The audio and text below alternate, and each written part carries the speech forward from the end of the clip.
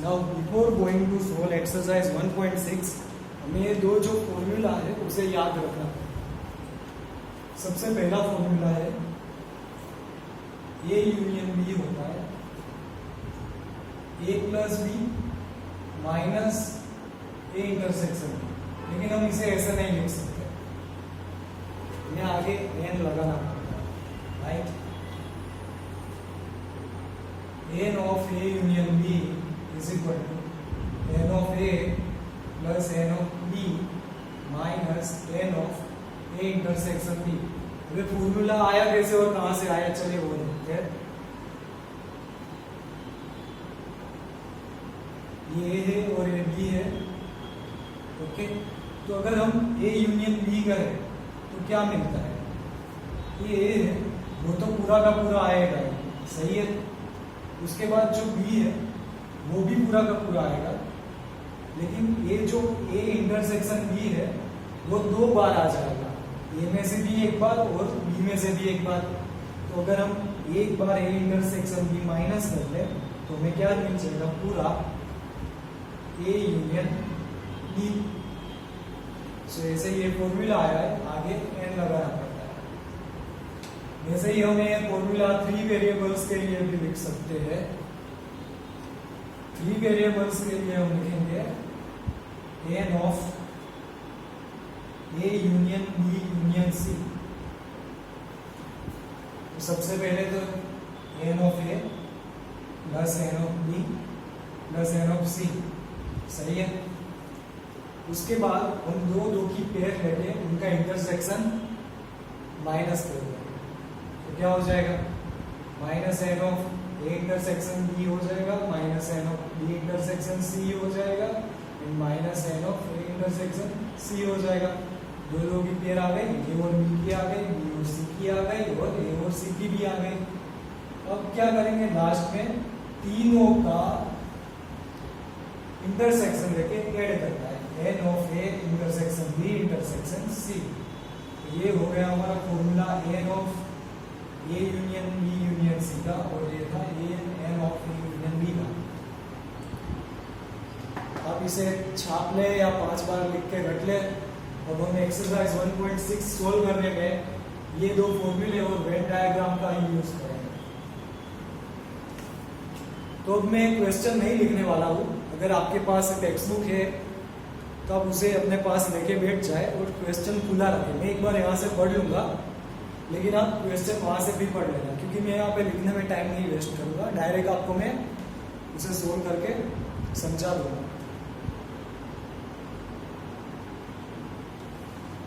Okay, तो सबसे पहला क्वेश्चन है, if x and y are two set such that, पहला question, n of x is equal to 70 and n of y is equal to 23 and n of x union y is equal to 38 and we have to find n of x intersection y। ये हमें find करना है, okay. कैसे find करेंगे, simple formula जो अभी बताया, कौन सा formula, n of x union y is equal to n of x plus n of y minus n of x intersection y। इसे इस साइड ले जाएंगे तो क्या हो जाएगा, n of x intersection y को हम लेफ्ट साइड लेते हैं तो बचा n of x plus n of y, कितना हो गया, 17 plus 23 40 minus n of x union y 38। So answer आ गया 2, right. Now question number 2, if x and y are two sets such that x union y has 18 elements, that means क्या दिया हुआ है, n of x union y is equal to 18। x has 8 elements, मतलब n of x is equal to 8 and y has 15 elements, that means n of y is equal to 15। how many elements n of x intersection y could have, क्या हो जाएगा, direct formula में put कर दो तो वो मिल जाएगा, n of x intersection y is equal to x plus y minus union, तो 23 minus 8 18 which is 5। तो ये आ गया हमारा आंसर। अब क्वेश्चन नंबर 3 क्या है? क्वेश्चन नंबर 3 है, in a group of 400 people, in a group of 400 people, 250 can speak Hindi and 200 can speak English. How many people can both speak Hindi and English? Okay?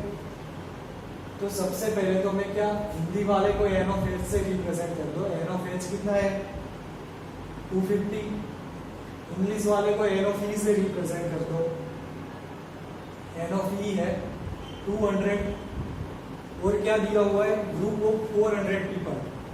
अब हमें बोल दिया है group में सिर्फ हिंदी और इंग्लिश पढ़ने वालों की ही बात की है, उसके अलावा किसी और की बात की है नहीं।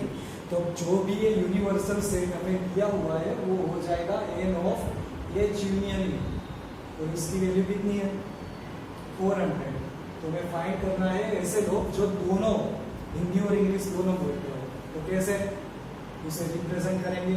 एच इंटरसेक्शन ई से, राइट। फॉर्मूले में डायरेक्ट वैल्यू पुट करेंगे तो हमें मिल जाएगा, क्या मिलेगा? N of H intersection E is equal to 450 minus 400 is equal to 50, right. Question number 4,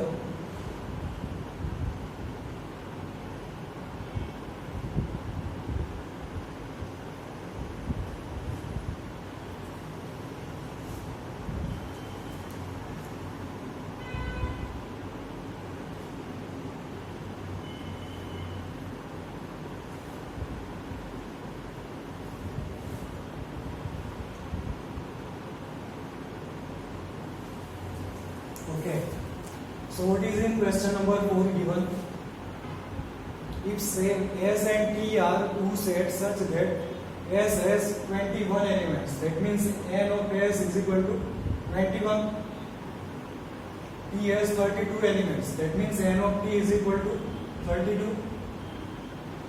And S intersection T has 11 elements, that means n of S intersection T is equal to 11. So how many elements in S union T have? So we have to find n of S union T, which is n of S plus n of T minus n of S intersection T. So what will be the answer? 21 plus 32 minus 11. That means 52 minus 11. That is 41. Right? Now again another question number 5. If x and y are two sets such that x has 40 elements, that means n of x is equal to 40, right? X union y has 60 elements, that means n of x union y is equal to 60, and n of x intersection y has 10 elements. Then how many elements y can have? Okay, so we will be again using the same formula, like now n of x union y is equal to n of x plus n of y minus n of x intersection y. Now n of x union y is 60 is equal to n of x 40 plus n of y we have to find minus n of x intersection y is 10. So 60 is equal to 30 plus n of y. So n of y will be 30. कुछ नहीं था। Question number 6. In a group of 70 people, 37 like coffee. Coffee वालों को n of c कह दो, तो n of c will be 37. 52 like tea. T वालों को n of t कह दो, तो n of t will be 52. And each person likes at least one of the two drinks. मतलब ऐसा कोई बंदा यहाँ पे नहीं है जिसे चाय और कॉफी में से कुछ भी नहीं अच्छा लगता। किसी को कुछ ना कुछ एक तो पसंद आता ही है। उसका मतलब क्या हुआ कि दोनों का इंटरसेक्शन जो है वो फाई नहीं है, मतलब कि नल सेट नहीं है। How many people like both coffee and tea. Now group of 70 people बोला है और चाय और कॉफी के अलावा और तीसरे ड्रिंक की बात नहीं की है, मतलब ये यूनिवर्सल सेट नहीं है, मतलब ये है N of C union T। तो कितना है N of C union T, group of 70 people. Now हमें फाइंड करना है would like to drink both tea and coffee. तो सिंपली अगेन क्या फॉर्मूला पुट कर देंगे, कौन सा, N of C union T is equal to N of C plus N of T minus N of C intersection T। तो क्या हमें चाहिए, N of C intersection T, N of C intersection T आ जाएगा, N of C plus T क्या हो जाएगा 89 minus N of C union T 70, so the answer will be 19। मतलब 19 लोग ऐसे हैं जिन्हें चाय और कॉफी दोनों पसंद है, मुझे तो एक भी पसंद नहीं। Then again question number 7,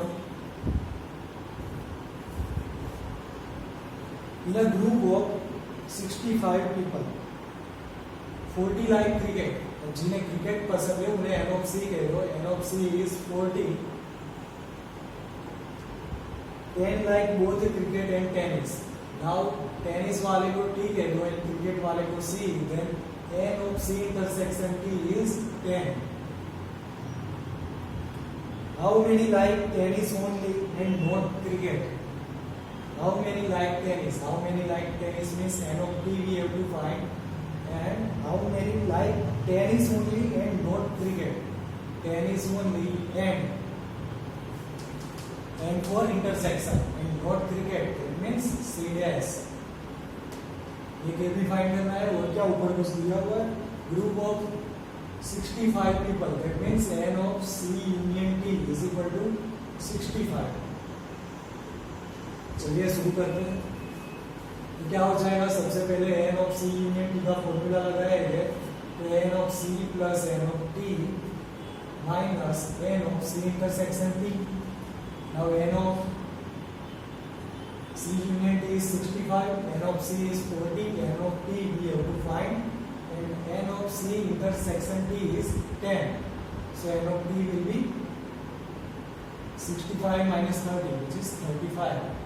एक तो आ गया।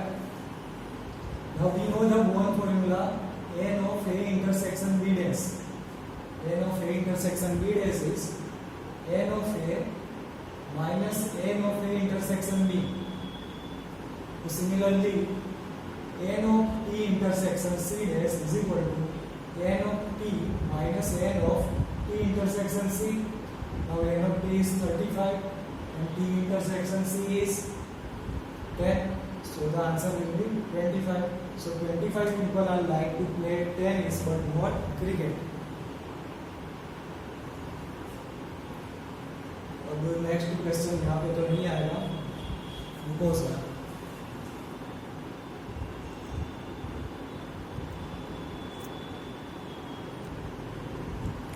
Now the last question is, in a committee, मतलब एक कमेटी है, उसमें 50 people speak French, फ्रेंच बोलने वाले को F से रिप्रेजेंट कर दो, तो N of F हो जाएगा 50।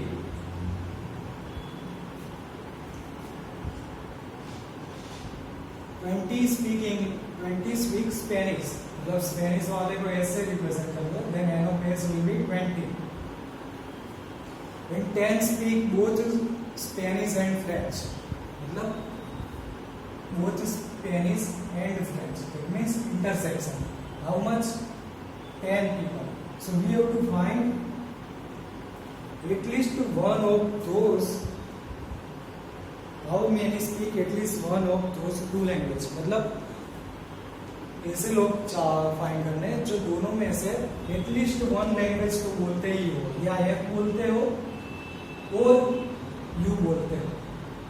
अब समझ में आ गया एटलीस्ट का मतलब क्या होता है, एटलीस्ट वन, यानी इसमें से भी एक हो सकता है या फिर इसमें से भी एक हो सकता है या फिर दोनों में से भी एक हो सकता है, मतलब यूनियन। सो हमें फाइंड करना है N of F union S, जैसे इजी है आ जाएगा N of F plus N of S minus N of F intersection S हो जाएगा 50 plus 20 minus 10, answer will be 60। कुछ नहीं था। तो ये थी हमारी आज की एक्सरसाइज नंबर 1.6। अगर आपको ये हमारा वीडियो अच्छा लगा हो लाइक कर देना, कमेंट कर देना और सब्सक्राइब करना मत भूलना। Thank you.